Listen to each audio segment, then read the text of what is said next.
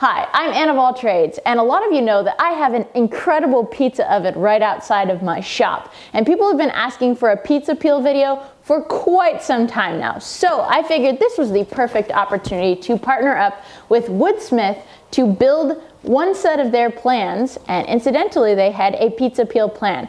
These are awesome plans. They give you awesome step-by-step instructions on how you can make your own pizza peel at home. I'm going to be using these plans to make my pizza peel, but I am also going to do it with a bit of an Ann of all trades twist in incorporating more hand tools and also making it so that people who are less familiar with using routers will be able to make pizza peels also. Let's get started. I get my hands dirty, they show me no mercy, so I just keep working. So we're gonna make a couple changes to the Woodsmith plans right off the bat. First and foremost, because I need a much longer handle on my pizza peel because my oven is so dang hot. Also, I wanna make sure that people who are not super familiar with making jigs and things for routers will still be able to make this pizza peel. So instead of creating a series of jigs, we are just going to go ahead and make an integrated handle into the pizza peel. But for those of you who do want to use a router, I am going to show you a simpler way to make the jig that is included in these plans. Let's get started.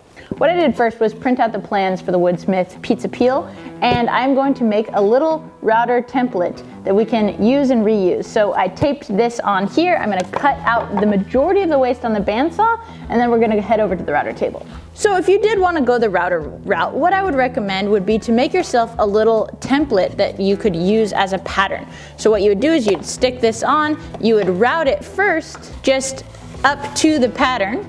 Then you would use some double-sided sticky tape, stick this onto whatever piece that you wanted to do, cut away that excess on the bandsaw, and then go ahead and use this as a template up against that ball bearing, and it would basically recreate this template as many times over as you wanted to do it. You could also use this to create the matching part for the head as well, and use a biscuit joiner to cut the slots there and join those things together.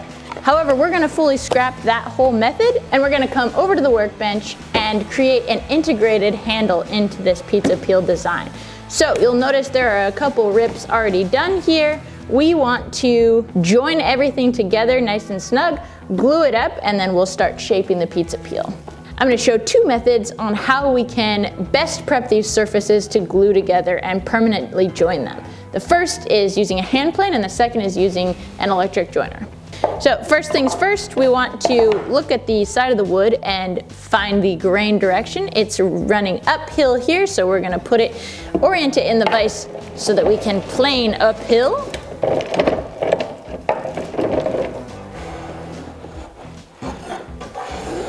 And you'll notice that even though this was just sawed on a table saw, the plane isn't hitting everywhere, which means that there are lows and high spots in the piece, and we want to make sure that we get rid of them all. And we're going to wait for a continuous shaving that goes along the entire edge, and that continuous shaving is evidence that we have a nice perfectly planed edge. We want to make sure we didn't plane an error into the board, so we're going to use a square to check for square along the entire length. This is basically giving you two reference surfaces so that you can use those and to flatten the piece. And the length here is important because it gives you basically a registering surface along the length of the piece. So if we were doing more than just an edge-to-edge glue joint, we would also want to flatten these, but we want to save that material now so that we can plane it away later, because we're going to lose a lot of material in the planing process. But just like with the hand plane, you want to pick the direction of the wood and you want to go accordingly. With this tool too, you also want to use safety things like push sticks, because you don't want your hand going anywhere near that spinning blade. Okay, so even though we have a machined edge here, you'll notice that there's a little bit of differentiation in it. We want to make sure that we have a full-on connection. And so I noticed that when I pick this up, it closes the gap, which means that one or both of these boards is crooked. So a nice way to check is to check your boards to each other. Here we have a perfect glue line, or gluable line I should say. And so it's obviously not one of these boards, so we're gonna pull this guy in again, take a little gander. Looks like it was either tipping one way or the other on the jointer, which is very possible. So let's just go ahead and refine it with a hand plane, which, to be totally honest, is something I will often do anyway. After I've jointed something, just give it a swipe or two with the hand plane just to double check. And so all I'm looking for now is a full width shaving along the area that I want to join, and that should do it. So we'll put it up here and see if that didn't fix our problem. Sure did, so we're ready for glue. And we just want to make sure that everything is oriented properly. One thing to think about at this point is you'll notice that these have already been glued up. That was just me saving a little bit of time. You can repeat the exact same process in your own time, but notice how we've got the growth rings alternating. I want to make sure that as I set this up, I have growth rings. I like to think about it as smileys. The smile up, smile down, smile up, smile down. We'll get a better idea of what that is up against the end grain over here. We've got the growth rings pointed down, the growth rings pointed up, the growth rings pointed up, down. So it goes up, down, up, down, up. So if this thing does want to move with the heat changes in the oven, it's going to kind of cup against itself. So basically, if we were to put all of these down and there was an extreme moisture change in the oven, then the whole thing would just turn into one little frown. So we want to make sure that we offset our chances of that happening by offsetting the growth rings. Now we're ready for glue up, and we want to get glue on every surface. We want to be generous without being ridiculously excessive, and we want to make sure that there's ample glue on both surfaces. I spread it with my finger to make sure that there's glue across the whole surface. I'm going to rub them back and forth a little bit to make sure that there really is even glue coverage. We want to make sure that as we clamp it up, our clamps are parallel to one another. We want to make sure that everything is evenly clamped too. We want all of the bias to be on one side rather than on both sides. And then we can start clamping these down. But it's at this point we also want to get another clamp on top so that we're not getting all the clamping pressure from underneath, which is going to make it want to come up. Everything has had a chance to rest overnight. It looks great. The first thing we're going to want to do is take off this glue. A lot of people like to remove these glue lines with water and a damp cloth during the glue up process, but I really prefer to remove them in one fell swoop, because otherwise I'll often have problems with, bits of glue getting squished into the fibers of the wood, and then they will affect the finish negatively. Got a little bow, which we're gonna plane out, but I wanna make sure that this is fully seated. A lot of people see it as a cardinal sin to hit glue lines with a honed blade, but I have a junker plane that I use to get rid of those, and I'm never worried about that. I can always resharpen a blade. I would far rather take care of my glue in a manner that's not gonna damage my work. And that, my friends, is a glue line we can absolutely be proud of. Now, I want to get it to a reasonable amount of flatness with the plane, but if you don't have a hand plane, then of course it's an option to put it through the planer. However, we are going to put it through the electric planer with a jig to induce the little angle soon. Slightly annoying thing here is that because we have accommodated so well for potential wood movement, we have so many different grain directions across this panel.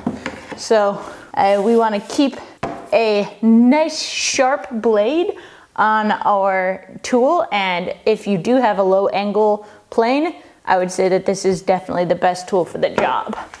The next step in the plan calls for designing the actual paddle head shape and the handle shape as well. So we are going to go ahead and do that. If you are using your power planer to plane this down, then might I suggest making sure that you actually make it so it can fit in your planer, which I of course did not do. So here I'm using a French curve to just define the outer edge here, and I've made a mark, the two edges that it's there, so I will be able to transfer those over and repeat that mark the other side. This will provide a rough line for our bandsaw to go to.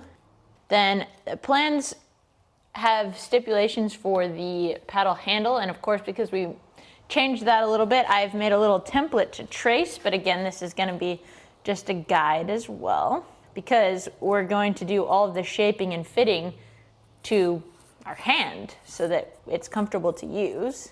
But this will give us a great guide to cut to, so we can, because we always want to remove as much waste with saws as possible so that we save time and sawdust during the shaping process.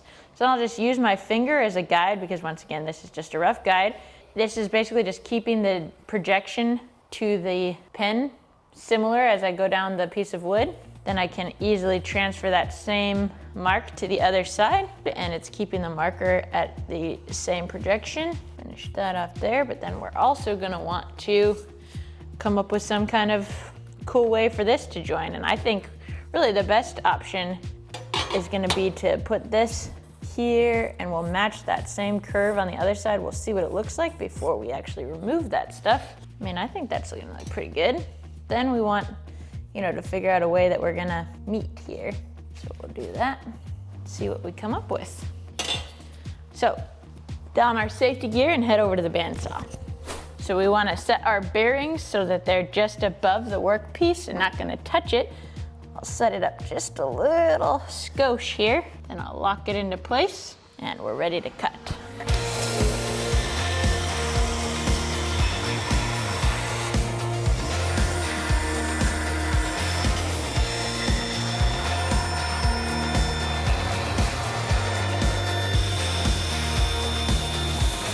Made myself a stop cut there, and then I turned off the saw so I can back up the piece. I'll restart the saw and finish out my cut.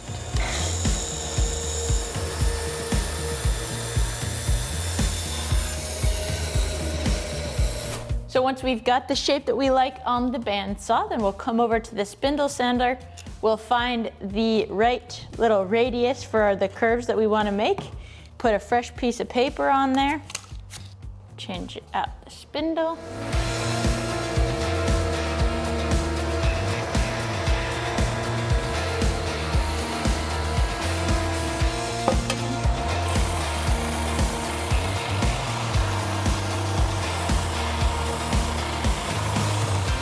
We're gonna do something a little countercultural for the back of the paddle here. Don't try this at home, kids.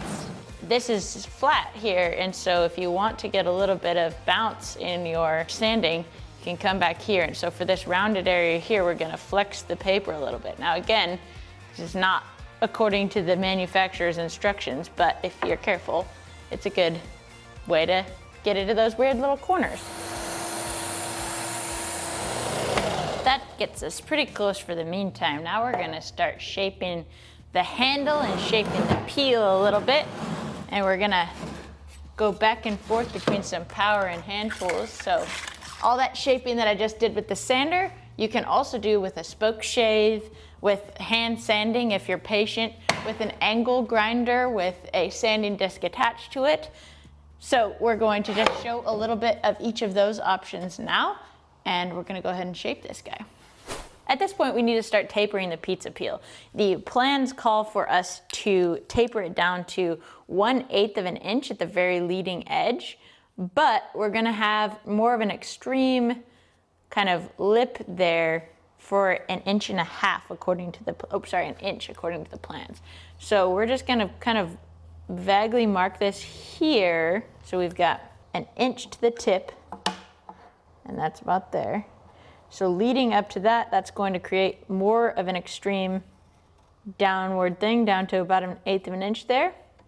And we'll just wanna kind of give ourselves a little bit of a reference there. It doesn't have to be very good because we're gonna plane all of this away. Then we're about to get a real workout with the hand plane. And I put the ugliest side up because that's the place where we're gonna remove the most material. The other side is already planed down and looks really nice, so we're gonna use that as our surface for the bottom. This is gonna be our surface for the top. So we wanna make sure that we've got plenty of room with our dogs in the bench to do some real scrubbing. So I'm gonna lower those so we don't hit them with the hand plane. We don't wanna squeeze this too tightly that it warps it, but we also wanna make sure that we've got all of our clamping pressure that we need to be able to get this done. Then I'm gonna put wedges in so that it's secure.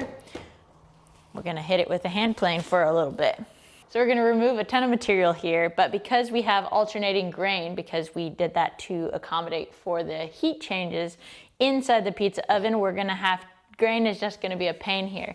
So because I'm going to be planing it across the grain with a nice sharp blade, I want to come along and make sure that I chamfer this edge a little bit with my blade first so that I don't have too much spilching on the opposite side.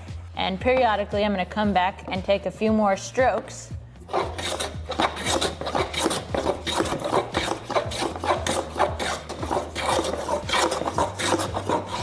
And I'm using a scrub plane right now. A scrub plane has a scooped blade which allows you to take a bigger cut in a hurry, but because the plane body is thinner, it allows you to not have too much resistance from surface area contacting the wood.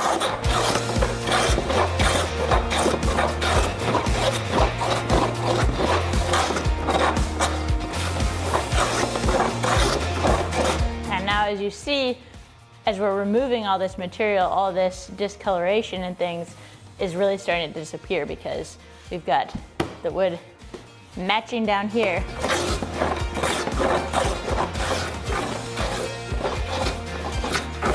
This is why people invest in power planers. I've got a long ways to go yet on thinning this out, but it's basically just more of the same. I want to pay attention to my lines. I want to keep planing it down. Every time that I get down to my chamfer lines, I want to re-establish them so I'm not causing too much spelching. The most important thing is that we get this leading edge down to 1/8 of an inch so you can scoop it up under that pizza crust and pull it out. So we'll work a little bit more on that, but in the meantime, let's talk about shaping the handle. So we'll just scooch this out a little bit so we have access to it here. And then this can again be done with a sander or a power carving, or you can do it with hand tools. My tool of choice is going to be a spoke shave, and we can talk a little bit about technique here too. With the spoke shave, whether you're pulling or pushing, you want to start with the blade not engaged in the cut. You want to start rotating the tool until the blade engages, and then you can deepen your cut by continuing to rotate the tool back.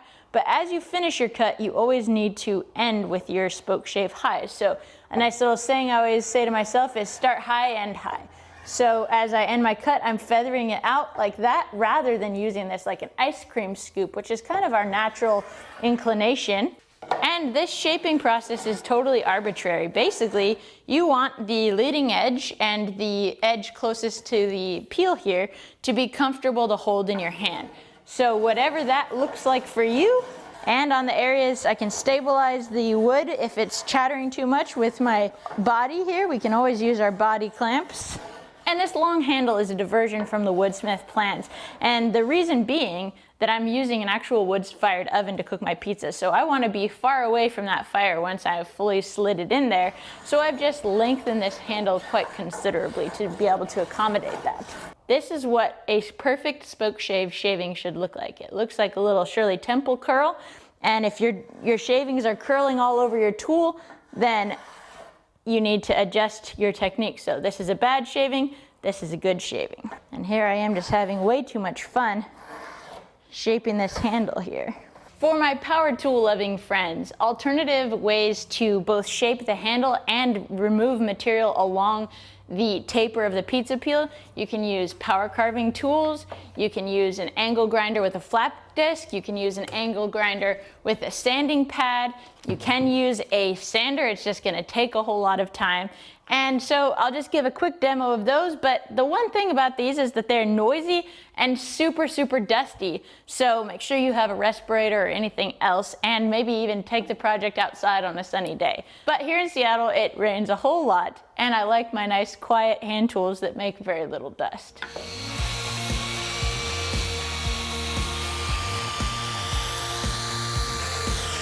You can do the exact same thing with an angle grinder and a flap disc or a sanding disc. And again, you can do the same thing with a sander. Obviously, you'd need sandpaper for that.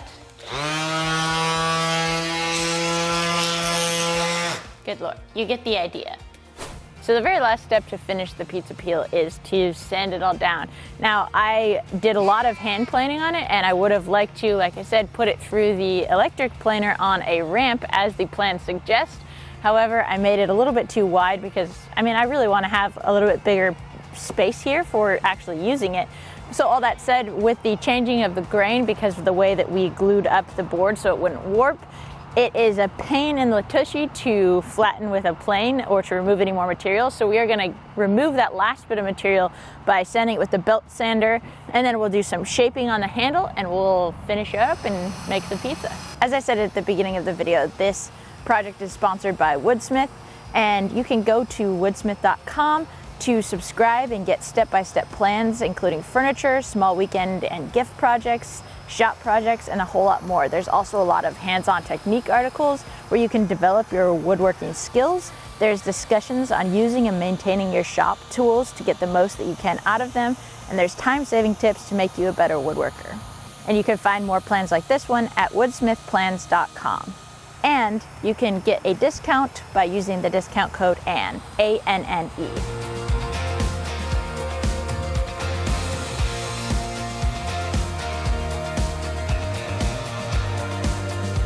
It just needs a little bit more finishing work, and then I'm going to add a butcher block finish to seal the wood, and then it's time to make some pizza.